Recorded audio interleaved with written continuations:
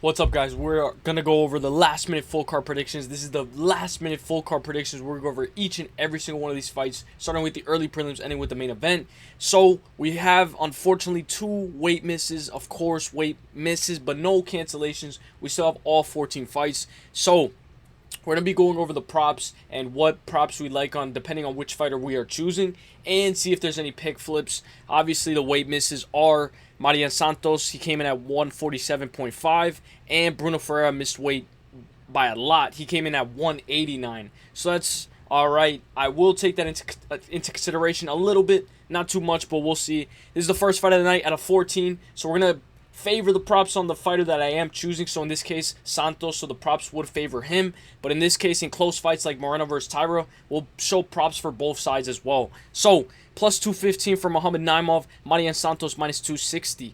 Naimov is a beast, 13-3 overall, 5-1 in the UFC. His only loss in the UFC was to Felipe Lima, who Felipe Lima got Muhammad Naimov in a nice rear naked choke. His other two losses come by way of decision. Naimov is only 31 years old, looking to continue the win streak to 3. He's 4-1 out of his last 5, beating Nathaniel Wood in a close fight.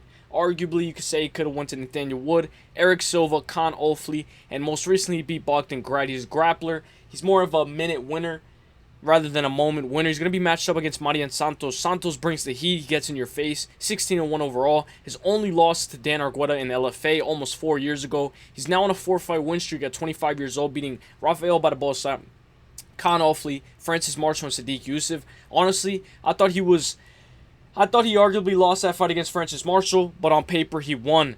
He has good striking, looking to defend takedowns and bring it, keep this fight in the middle. He can go a hard 15 as well. I hope he's polished his takedown defense and got it better, because I expect him to get better, especially at how young he is. Give me Santos for the dub. Santos by KO plus 370. Naimov by decision plus 490 if you are on the Naimov side. Santos by points plus 100. Santos by KO on points minus 230.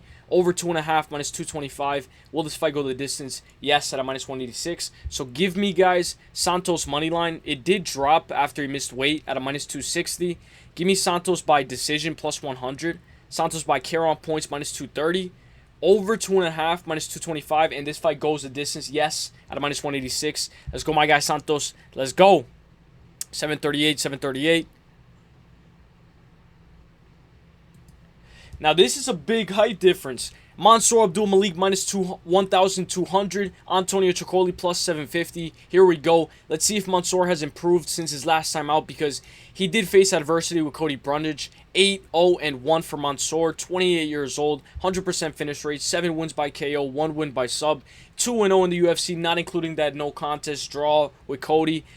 6'2", 79.5-inch reach, power like no other. He can wrestle very well, explosive takedowns, decent technique, but I feel like he has to still put it all together. He's going to be matched up against Antonio Trócoli. Trócoli's 12-5 overall, 2-2-1 out of his last 5, on a 2-fight losing skid to Sharo Magomedov by KO and Tresean Gore by sub.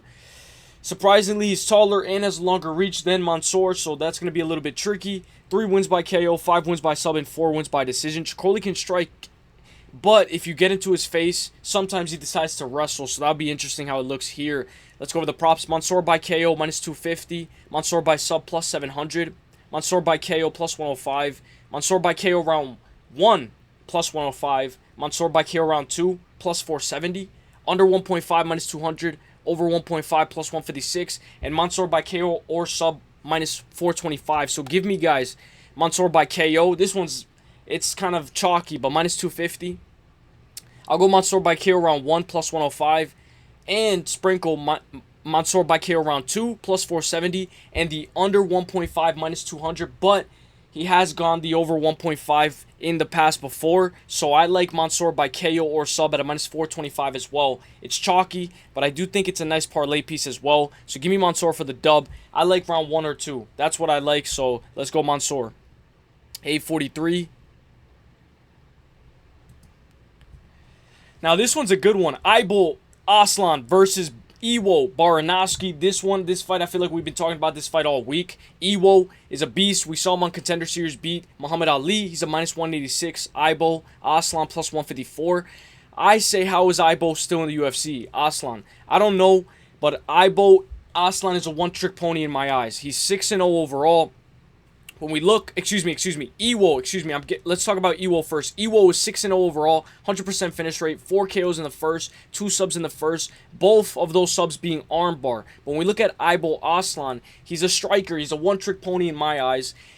And that's pretty much it. He's just a striker because he's 14-3 overall. He's currently on a 2-fight losing skid, losing to Iwon Kutalaba and Billy Alakana, 2-2 in the UFC for Ibo. 100% finish rate, 12 KOs in the first, 2 KOs in the third. He lost twice by sub and lost once by decision. He has never won by sub or decision, and that's why I consider him a one-trick pony. He's explosive, but he can gas as the fight goes on. I like Iwo. We saw him on Contender Series B, Muhammad Ali. Very good power, deceptive power, and he has a sneaky armbar. When we look over the props, Iwo by KO plus 130, Iwo by sub plus 500, Iwo by KO or sub minus 150, fight ends by KO minus 240, under 1.5 minus 210. I like Iwo moneyline. You guys know he's in my 6 best bets. Iwo minus 186. Give me Iwo by KO plus 130, Iwo by KO or sub minus 150, fight ends by KO minus 240, and the under 1.5 at a minus 210. Let's go. Iwo for the dub. Let's go, my guy. Welcome to the UFC, and congrats on your debut, my guy. Let's go. Now, Jalin Turner, welcome back. He said that he was retired, and now he's back. So I'm glad you're back, Jalin Turner. Let's see what you got. He did look like he was glad to be here, so that's what I like to see. Edson Barboza plus 295, Jalin Turner minus 370. This is a banger fight. I really like this fight. I'm glad Jalen's back in the UFC, and let's hope that he can bring it. Edson made his debut back in 2010. He's been in the UFC for a while, 39 years old, 24-13 overall, 2-3 of his last 5, losing to Bryce Mitchell, Lerone Murphy, and Jakar Close. But when we look at this fight, guys, I do think that Edson Barboza still has a chance. He managed to beat Billy Q and Sadiq Yusuf. Good volume, good low kicks, high intensity, great takedown defense, and he's a veteran. Barboza does get bruised up a little easily like Rebecca, and he gets tired as the fight goes on, but he's technical, defensively sound, but he just can get tagged a little bit. But he does have great recovery. He's going to be matched up against Jalin Turner, 14-9 overall, 1-4 of his last 5. This guy is like This is what I wrote in my notes. But when we look at this fight as a whole, he's 1-4 of his last 5, and that's why I say, I don't like that, because momentum is very important in the UFC. So when I look at that record, it's like, I don't really like that record, but he's looking to come back, and mindset is very important inside the UFC as well. So hopefully Turner's back for good. That's what I would like, because I don't want him to be here and then leave after if he wins or loses. Stay in the UFC for a little bit. He's only 30 years old, still time to grow, still time to improve. Turner's huge for the division as well. 6'3". He has 1 win, but that's over Bobby Green in his last 5. Lost to Gamrot by split, Dan Hooker by split, Renato by KO, and Ignacio Baja subbed him. Turner is younger, should be more durable, but he is susceptible to getting drawn into sometimes a fight where he drops you and then he just wants to walk off KO like he did against Renato Moicano. But I think he's learned from those mistakes, and I think that he should be able to win this fight. Let's go with the props. Barboza by decision plus 800. Barboza by KO plus 500. If you like that. If this fight's not going to go the distance, Barboza does have a chance at KO as well. Leg kick TKO counts as well. Jalin Turner by KO plus 110. Jalin by sub plus 420. Fight doesn't go the distance. No, minus 550. Over 1.5 minus 102. Under 1.5 minus 132. So that one's a little bit sketchy. Give me Jalin Turner money line. It has increased drastically at a minus 370. I'll take fight doesn't go the distance. No, minus 550. Jalin by KO plus 110. And I'll go with the under 1.5. Just Hail Mary at a minus 132. Let's go, Jalin Turner. Let's go. 11-17, 11-17. Now, we got a pretty good card. This is the last pay-per-view of the year, as you guys know. Because after this, we're going to be going to Paramount Plus. Marvin Vettori, minus 116. Bruno Ferreira, minus 102. This is a banger matchup. Now, we know that Bruno Ferreira did miss weight, so that's going to be taken into consideration. He missed weight by 3 pounds. I think that he just couldn't cut anymore. Marvin Vettori, 19-8 and 1 overall, 32 years old. He just recently lost his brother as well, which can take a toll on the body and mental health. But I think that Marvin is here, and he's not playing no games. Marvin has never been finished in his entire career. 74-inch reach, 6 foot tall. He is 1-4 of his last 5, losing to Robert Whittaker, Jared Cannonier, Roma Delite, and Brennan Allen. But those guys are top of the food chain compared to Bruno Ferreira. This is a big step down in competition. But eventually, he does get tagged. He eats one to give one. He can wrestle, but he hasn't wrestled as of recent.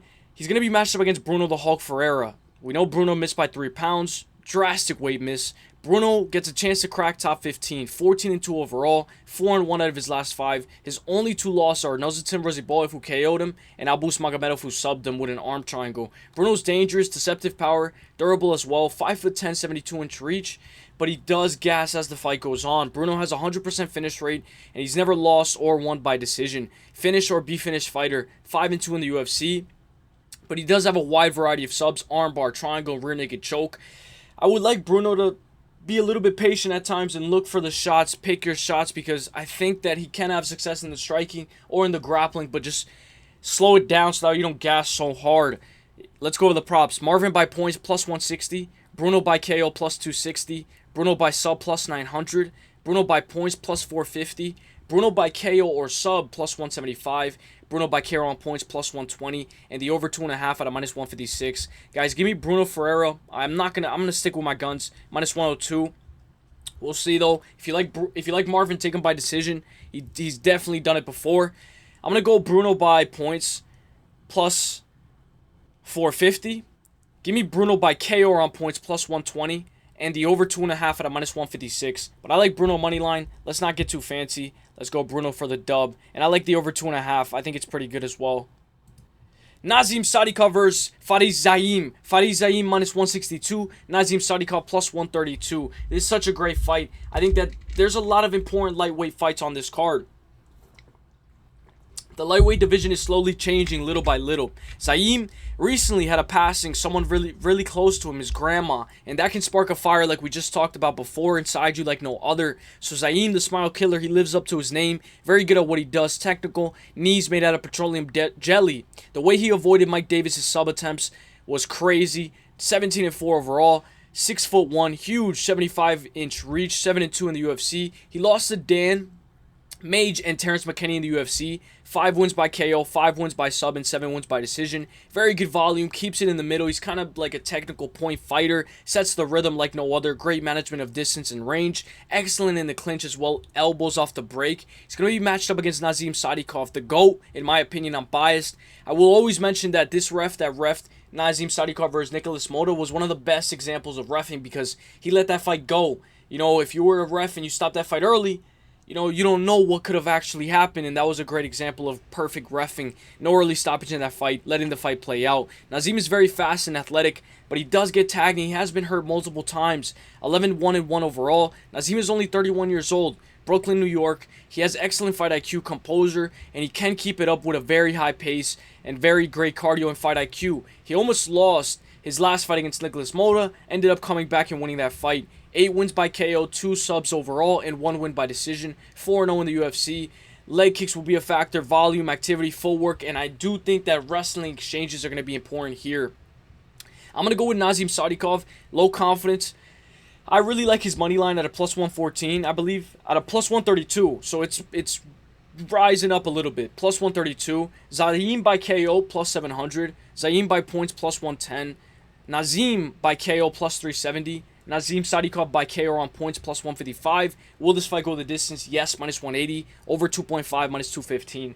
Give me Nazim Sadykhov plus 132. Let's not get too fancy. I like the over 2.5, minus 215. I like that parlay with Maycee Barber. Maycee Barber money line and the over 2.5. Nazim Sadykhov for Ziam. I think it's going to be a very competitive fight. And then I like Nazim by KO on points, plus 155. Just to chase. And then will this fight go the distance? Yes, at a minus 180. Let's go, my guy, Nazim Sadykhov. Let's go. Maycee Barber, 1345. Now, Maycee Barber made weight as well, so I think she's ready. I think she's locked in. So let's go. They both get into each other's faces. This is what we like to see. And you guys know I like the over 2.5 last fight and Maycee Barber money line. I believe it's like plus 127. I like it. Minus 188 for Maycee Barber. Karine Silva plus 152. Maycee's exciting when she actually fights. And she hasn't fought in a while, so I'm excited to see her fight. Maycee's 14-2 overall, only 27 years old, 65-inch reach. Maycee always brings it. She's 9-2 in the UFC, looking to extend her 6-fight win streak to 7 with the win over Karine Silva. Maycee doesn't quit on herself and has some decent fight IQ. Notable performances for Maycee: Gillian Robertson, JJ Aldridge, Miranda Maverick, Montella De La Rosa, Andrea Lee, Amanda Ribas, and Kaylin Samariana. The reason why I like that Kaylin fight, guys, is because Kaylin is tall and she's technical. And Maycee pulls it out the fire time and time again. Her 2 solid losses are to Roxanne Modafferi and Alexa Grasso. She has great volume, great boxing, and grit and determination. She's going to be matched up against Karine Silva. Karine is 19-5 overall, 5-1 in the UFC. Her 1 loss in the UFC is to Vivian Araujo. She didn't look like herself in that fight, and she avenged one of her most recent losses to Diane Barboza. She avenged that fight and she won, and she just recently beat Diane Barboza in a sketchy close fight. 8 wins by KO for Karine, 9 wins by sub, and 2 wins by decision. 17 wins inside the distance for Karine. Dangerous finisher, wide variety of subs, guillotine, knee bar, darce, arm bar, heel hook. Maycee, you're going to have to watch out for all those sub attempts. But give me Maycee for the dub. I like her money line, but let's go over the props. Maycee by KO plus 500. Maycee Barber by points plus 110. But remember, Aaron Blanchfield, Tracy Cortez, Aaron got the sub. You never know. Maycee by KO on points, minus 170. Maycee by sub or points, minus 115. Will this fight go the distance? Yes, minus 205. Over 2.5, minus 260. Guys, give me Maycee by money line. I like it, minus 188. Maycee by points, plus 110. Maycee by KO on points, minus 170. The over 2.5, minus 260. And this fight goes the distance. Yes, minus 205. Let's go Maycee for the dub. Let's go. 1450. Chris Duncan versus Terrance McKinney. Now, this one was a fight that Terrance McKinney, I remember he tweeted out saying that he doesn't know if this fight's going to happen because Chris Duncan just beat Rebecca. And I'm glad that they made this fight because this is a very competitive fight. One of my most anticipated fights on the card. Terrance McKinney plus 100. Chris Duncan minus 122. This is going to be a banger. This is a fun fight, an incoming war. Terrance McKinney 17-7-0. Terrance McKinney is 4-1 out of his last 5. His most recent loss to Esteban Ribovics, but Esteban is a dog. Terrance has a 100% finish rate, 8 KOs in the first, 8 subs in the first, and 9 overall. 9 submissions overall, 7-4 in the UFC. A majority of McKinney's losses come by KO. He's been KO'd 5 times. He's only been subbed twice. Terrance has speed, power, dangerous ability to finish a fight anywhere it takes place, and he can wrestle as well. But he does get tired as the fight goes on, and he's susceptible to getting cracked and drawn into a fire fight. He's on a 2-fight win streak, beating Damir Hazdovic and Borishev. Excuse me. He's going to be matched up against Chris Duncan. Duncan is huge for 155, 14-2 overall. He will be at a slight reach disadvantage at 71.5 inch reach, but Duncan is also 4-1 out of his last 5, with his most recent loss being to Manuel Torres, who we'll talk about later. A bunch of banger lightweight fights. Surprisingly, he lost to Borishev as well on Dana White Contender Series. He was caught and he got KO'd in 2021. He's currently looking to extend his 3-fight win streak to 4. He beat Balahioki, Jordan Vasenik, and Mateusz Rebecki. These two will clash right at it as soon as that bell rings. Let's go over the props. I am going to go Duncan, guys. Fight ends by KO. You guys know I included that. I think it's a good one, minus 125, but the chance of submission is likely as well.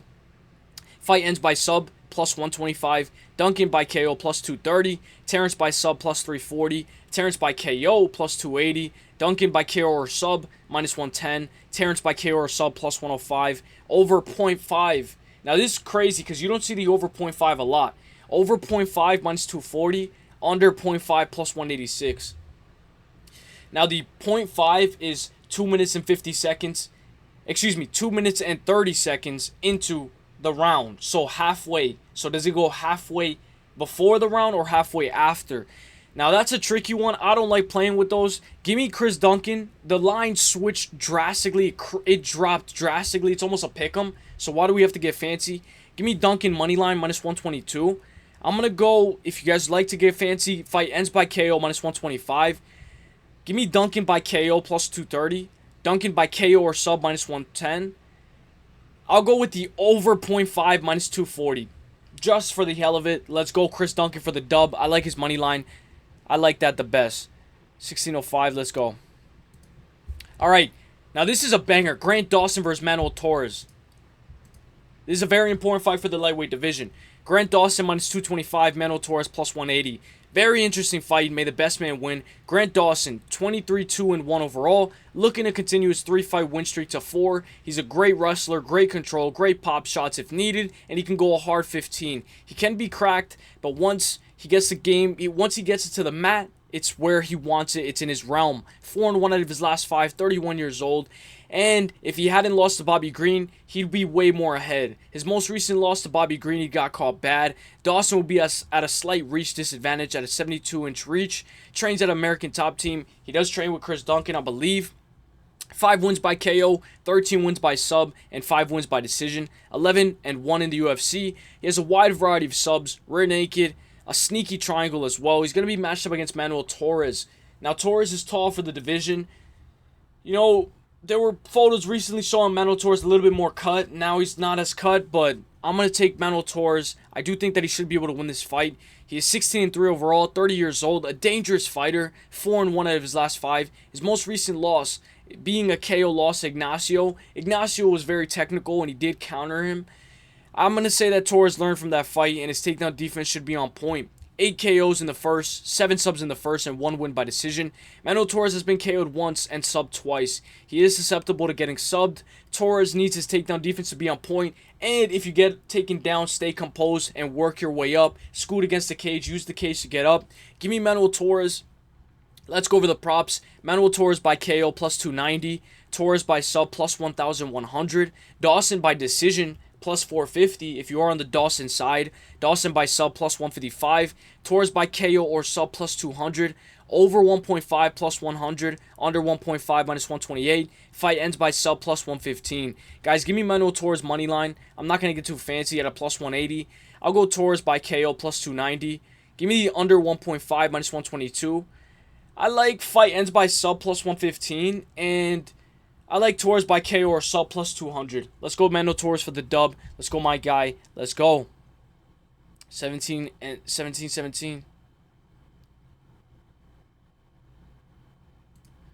Bogdan Guskov, now he hasn't been looking in Jan Blachowicz' face. He's the hitman like he looked at the press conference. Minus 122 for Jan. Bogdan Guskov plus 100. Jan, former light heavyweight champion of the world, 29-11-1 overall, 42 years old, but looks healthy and still looks like he can compete with the best of the best. 1-3-1 out of his last 5, 1 draw with Ankalaev, and 1 win over Rockkick leg injury. But he lost to Glover, Alex, and Carlos Ulberg most recently. Top of the food chain guys compared to Bogdan Guskov, stepped down in competition, but for how long can he do this? Respect to Jan Blachowicz, dangerous fighter. He's going to be matched up against Bogdan Guskov, 18-3 overall, 33 years old, 6'3", 76-inch reach. Guskov's most recent loss is to Volkan Oezdemir by rear naked choke. He lost once by KO, once by decision, and once by sub. He has a 100% finish rate, 14 wins by KO, 3 wins by sub overall. He's on a 4-fight win streak, beating Zach Polga, Ryan Spann, Billy Elikana, and most recently, he finished Krylov very bad. I liked it. I like seeing that. Guskov has deceptive power, very nice subs, guillotine and triangle choke. But guys, he did get controlled against Billy Elikana. You know, sometimes he has to come back. And against Jan Blachowicz, you don't really want to play that comeback catch-up game because Jan is very good at what he does, checking leg kicks, volume, activity, and he can definitely win a decision. In fact, I included that in the prop section. Blachowicz by decision plus 240. Blachowicz by KO plus 360. Guskov by KO plus 190. Guskov by sub plus 1,100. Guskov by KO or sub plus 140. Guskov by KO on points plus 120. Fight doesn't go the distance minus 205. No. Under 2.5 minus 152. Guys, give me Guskov moneyline plus 100. We'll see what it is tomorrow. I'm going to go Guskov by KO plus 190. Guskov by KO on points plus 120. Under 2.5 minus 152. And this fight doesn't go the distance. No. Minus 205. Let's go my guy Guskov. Let's go. 1846. Now, these guys have worked together before in the past, so this is very interesting. Henry Cejudo plus 220, Payne Talbot minus 280. You guys know this is my lock of the week. Let's go. We got a little bit of a discount at a minus 280. Henry Cejudo is ranked number 10 on the UFC website. And if Talbot beats him, he cracks the top 10 in my honest opinion. Former 2-division champion. Flyweight and bantamweight champion. He defended both belts. 16-5 overall for Henry Cejudo. I honestly don't know why Henry came back. He could have went off into the sunset, but he's looking to prove a point, guys. This is his last fight. He's 38 years old, 2-3 out of his last 5. 67-inch reach. But guys, 67.5-inch reach. He's on a 3-fight losing skid, guys. Losing to Aljamain Sterling, Merab, and Song Yadong. Henry's tough. He has a good inside trip, good wrestling, has a chin, and only person to ever finish Triple C, only person to ever finish Triple C was Demetrius Johnson. I think it was a body shot. 7 wins by KO, 1 win by sub, and 8 wins by decision. Henry is 10-5 in the UFC. Leg kicks, takedowns, volume are very important for Henry, and he has very good fight IQ. He's going to be matched up against Payne Talbot. Payne is a flashy striker who suffered his very first pro loss not too long ago against Raoni Barcelos. And that loss is aging well, considering Raoni is still racking up wins. He just beat Ricky Simon. Talbot is 4-1 out of his last 5. 27 years old, 5'10", 70-inch reach, 4-1 in the UFC. Talbot has wins over Nick Aguirre, Cameron Saman, and Yanis Gamori. And his best win yet, one of his best wins yet, Felipe Lima. I really like the celebration that Talbot does sometimes, where he goes like, he kind of, he freaks out. I like that celebration, but Talbot has to enter his flow state. Let's go over the props. Henry by KO plus 900. Henry by decision plus 350. Talbot by KO plus 300. Talbot by decision plus 105. Talbot by KO on points minus 260. Will this fight go the distance? Yes, minus 215. Over 2.5, minus 270. Henry to land 1 takedown. I like that one, minus 340. I'm counting on Talbot's get-up game, guys. You guys know that the lock is the money line at a minus 280. Give me Talbot by KO plus 300. Talbot by points plus 105. Talbot by KO on points minus 260. This fight goes the distance, yes, minus 215. And Henry to land 1 takedown at a minus 340. Let's go, my guy. Talbot for the dub. Let's go. Henry's going to bring it, though. Henry's really going to bring it. And you never know, guys. When it's your last fight, you never know. Now, this is a banger. Plus 104 for Brett Barreto. Tai Sutaro, minus 128. It's getting late, guys. This is such a banger scrap. Brandon Moreno, former flyweight champion of the world, a beast, a jab like a piston, 23-8-2 overall, 31 years old, 5'7", 70-inch reach. Moreno is 3-2 out of his last 5, losing to Pantoja and Royval, both by split decision. But he most recently beat Davidson Figueiredo by doctor stoppage, Amir Albazi, and I believe Steve Erceg. It's going to be such a good fight. Brandon Moreno is 11-5 in the UFC. Good low kicks, volume, and cardio. Moreno has great recovery as well. In fact, sometimes when he gets dropped, he just springs right back up. Matched up against Tatsuro Taira. Taira has an excellent body triangle, but he doesn't move his head sometimes, and he's susceptible to getting cracked. 17-1 overall, 25 years old, 70-inch reach. His only loss to Royval. It's interesting how both of these guys lost to Royval recently, guys. Royval is very good, and we're going to talk about Royval with the Joshua Van. Let's go with the props. Brandon by sub plus 1,400. Brandon by decision plus 165. Taira by sub plus 550. Taira by points plus 155. Brandon by points plus 165. Brandon by KO on points plus 115. Taira by submission on points minus 115. Will this fight go the distance? Yes, minus 290. Over 2.5, minus 350. I do like the over 2.5, minus 350. I am going to go Taira, guys. Low confidence, but I think Taira should bring it. Give me Taira money line minus 128. I'll go over 2.5 minus 350. Taira by sub or points minus 115. And Taira by decision at a plus 155. Let's go, my guy Taira for the dub. You're going to have to pull it out the fire, though. 24-45.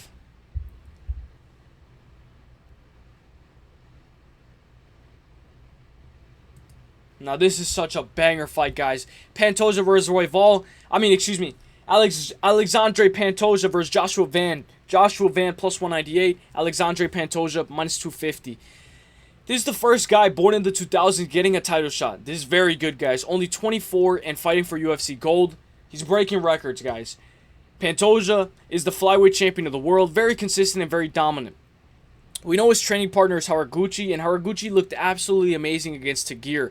American top team might show out this card. 30-5 overall for Pantoja, 5-0 out of his last 5, 5'5", 68-inch reach, 14-3 overall. His 3 losses in the UFC are Dustin Ortiz, Davidson Figueiredo, and Askar Askarov. Askar Askarov was a beast. And since losing to Askar Askarov, he then went on an 8-fight win streak, beating Manel Cap, Royval, Alex Perez, Brandon Moreno, Royval again, Steve Erceg, Kyle Sakura, most recently beat Kai Kara France. 8 KOs, 12 wins by sub, and 10 wins by decision. Excellent squeeze and sub game. Rear naked and triangle choke. Rear naked is his go-to. He hit that rear naked choke twice in a row. He's going to be looking for his 3rd rear naked choke, guys, in a row. He does get sloppy and more predictable as the fight goes on.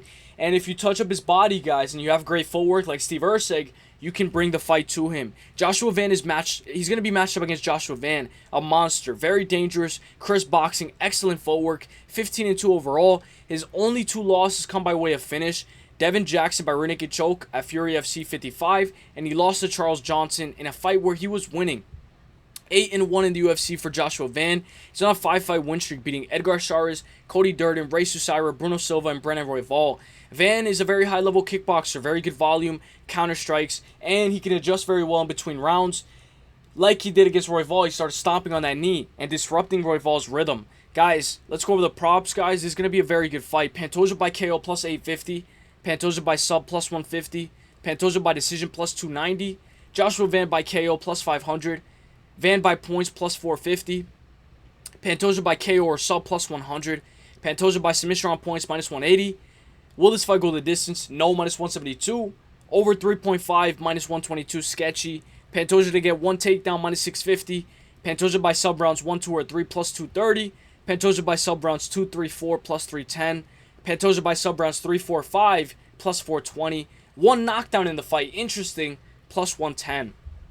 So, guys, give me Pantoja money line. You guys know he's in my 6 best bets. Minus 250. I'm going to go Pantoja by sub plus 150. Pantoja by decision plus 290. I like over 3.5 minus 122. And this fight doesn't go the distance minus 172. And Pantoja by submission rounds 2, 3, 4 plus 310. Let's go my guy Pantoja for the dub. May the best man win. I do think that Joshua Van's no guy to look over, guys. He's going to bring it. And I don't think this is going to be his last title shot. He definitely might get a title shot. He might reign as a champion if he wins, guys. So I'm not going to be looking over Joshua Van. I might even put him in some parlays. Merab Dvalishvili versus Peter Yan. Let me take a sip of water very quick, guys. Let's go. Shout out to all you guys. Minus 420. Merab. Peter Yan plus 310. I hope all you guys enjoy this fight, guys. This is a great way to end off UFC 323, the rematch. The first fight between these two was back in March in 2024. Merab is looking to defend his belt for the 4th time this year, breaking records, very active champion. But guys, Merab is 21-4 overall. You know, I don't know if the wear and tear, I don't know how long he can do this, but shout out to Merab, 34 years old. Merab is 14-2 in the UFC. His very 2 first fights, he lost back-to-back, and then he won on a 14-fight win streak, guys. Cardio king, constantly shoots, gets you down, doesn't worry about control, because if you get right back up, he's going to shoot again. We will see how Peter Yan does this time around, guys. Peter Yan, I believe he had some issue with his hand, and I believe it was his right hand. Correct me if I'm wrong. In my prediction video earlier, I said it was the left hand, but it was the right hand, and Merab had a broken hand as well. Both of these guys weren't 100%, but I think that both of these guys are going to make this fight way more competitive this time around. The last time, Merab won 5-0. We will see how Peter Yan looks on Saturday. He's going to be matched up against Peter Yan, guys. Peter Yan constantly has a beautiful body kick, beautiful cardio, and he has good recovery as well, guys. When we look, guys, Merab is susceptible to that left hook. He has been caught by Marlon Moraes and Henry Cejudo.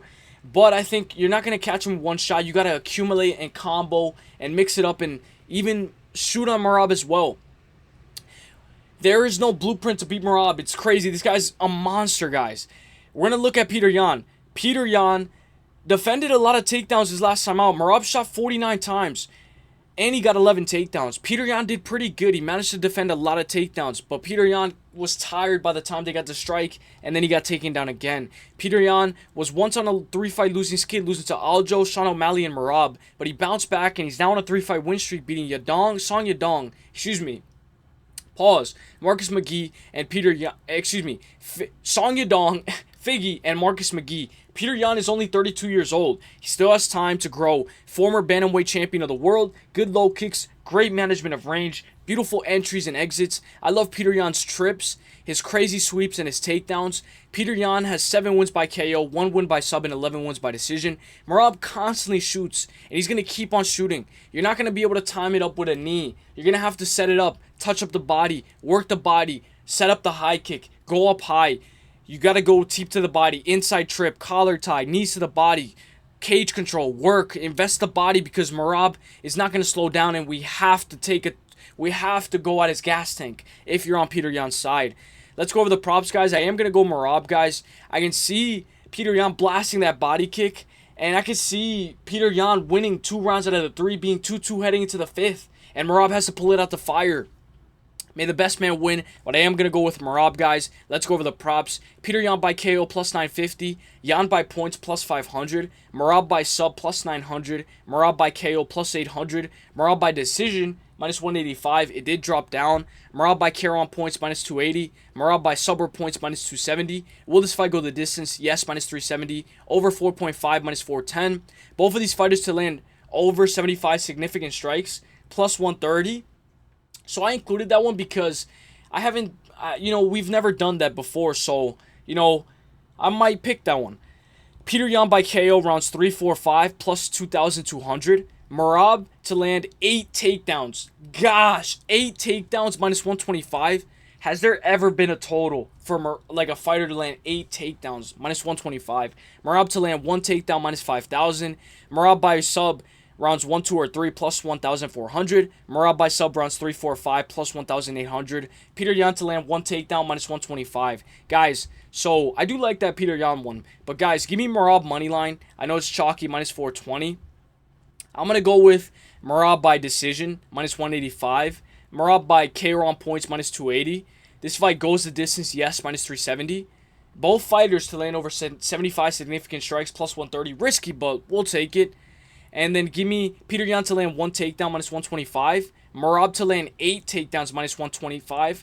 And I'll go with Merab by sub, rounds 3, 4, 5, plus 1,800. Let's go, my guy Merab. Let me know what you guys think, guys. I do have Merab. I'm going to go by 48-47. And I wouldn't be surprised if it's a split, guys. Merab was drained at the presser. He looks good now, guys. But I am excited. I'm excited for this card, guys. The last pay-per-view of the year. I hope you guys enjoyed, guys. There's a lot of news, RFA wrestling and all that stuff, guys. So don't worry about the break. We'll have a bunch of content. And next week is going to be the last card of the year. Manuel Cab versus Royval. So we'll drop the prediction video on Sunday. I'll see you guys later. Peace. Hey, let's go. Gyat.